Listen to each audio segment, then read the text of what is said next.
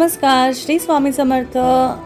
तर आजच्या व्हिडिओमध्ये मी तुम्हाला दाखवणार आहे आमच्या गौऱ्या आणि त्याचबरोबर आमचे गणपती बाप्पांच्या बरोबर आले आहेत गौऱ्या आणि खूप सुंदर दिसत आहेत। तुम्ही बघू शकता, मी मागचे पण 2 व्हिडिओज टाकले आहे गौरी आगमन आणि त्याचबरोबर एक शॉर्ट व्हिडिओ पण टाकला होता आणि अजून एक व्हिडिओ टाकला होता ज्यामध्ये तुम्ही गौरींचं जी आम्ही सजावट केली, काय काय केलं ते सगळं त्याच्यात दाखवलं होतं। तर चला आजच्या व्हिडिओमध्ये मी तुम्हाला दाखवते की कशा पद्धतीने सगळ्या गोष्टी इथे आम्ही केलेल्या आहेत। तर सगळ्यात आधी गौरीचं नैवेद्य काय असतं त्या दिवशी, तर आमच्याकडे गौरीच्या नैवेद्यामध्ये वरण भात, दही भात अशा भरपूर प्रकार असतात आणि अशा पद्धतीने केळीच्या पानावर नैवेद्य गौरीसाठी वाढलेला असतो।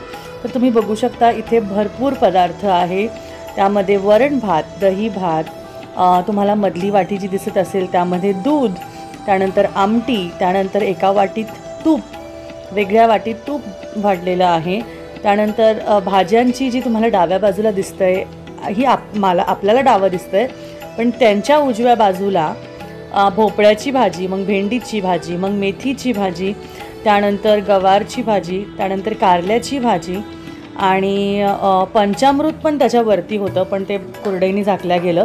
त्यानंतर शेवयाची खीर थोडी वाढलेली आहे बघा ती, त्यानंतर पुरणाच्या पोळ्या 2 इकडे 2 तिकडे, त्यावर कुरडई, पापड, भजे, आळूची वडी, या बाजूला 3 प्रकारच्या चटण्या, तिळाची, शेंगदाण्याची, खोबऱ्याची, मुळ्याची कोशिंबिरी, काकडीची कोशिंबिरी, केळी, पेरू आणि डाळिंब आणि आळूची वडी आणि इकडे भजे, अशा पद्धतीने हे ताट इथे वाढलेलं असतं। त्यानंतर तुम्ही तिकडे बघू शकता लक्ष्मी पूजन केलेलं आहे, त्यामध्ये गणपती आणि लक्ष्मीची पूजन केलेलं आहे आणि तिथे त्यांच्या पाण्याचे तांबे भरलेले आहेत। बाळकृष्णसुद्धा आहे, कारण लहान बाळ असायला हवं त्यामुळे तिथे बाळकृष्णसुद्धा आहे। तर अशा पद्धतीने पूर्णपणे सजावट आणि त्याचबरोबर पूजाविधी, नैवेद्य सगळं तुम्हाला इथे मी दाखवलेलं आहे।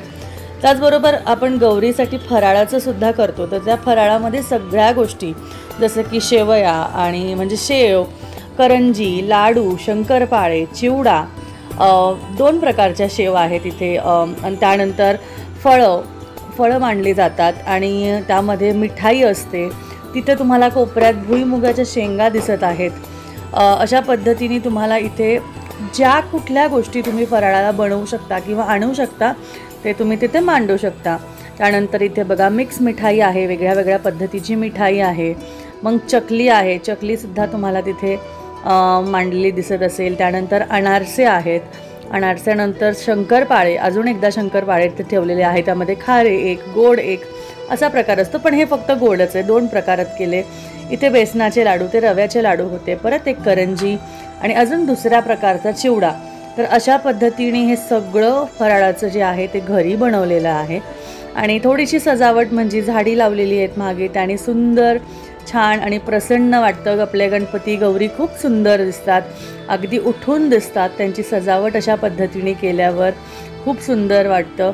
त्यानंतर गौरीच्या समोर राशी मांडल्या जातात। राशी म्हणजे एका गौरीसमोर तांदळाची रास आणि एका गौरीसमोर डाळीची रास आणि त्या राशीवर नारळ, त्यांचं खण, कमळ, परत तुम्हाला सांगते तिथे कणीस, विडा वगैरे सगळ्या गोष्टी असतात तिथे।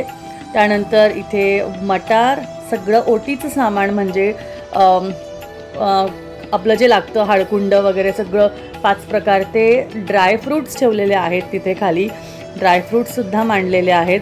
अशा पद्धतीने इथे सगळी सजावट म्हणजे सगळं मांडणी केलेली आहे।